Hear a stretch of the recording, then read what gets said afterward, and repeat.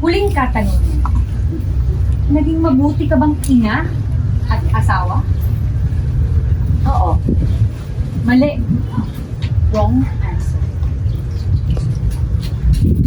Ah! Tama na! Wala kang kwentang tao.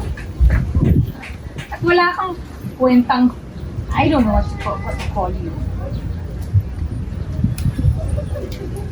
Tagalinis ka lang ng dumi ng ibang tao, wag na wag mo akong compare sa tulad mo.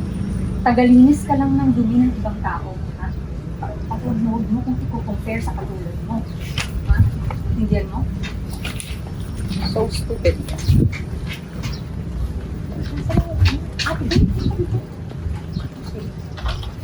So stupid? Itulak lang? Saan ko siya itutulak po? Medyo, sa bunutan ko na lang siya direct kasi ganun ko na lang siya dito. Sige po. Baka malalaglag. Oo.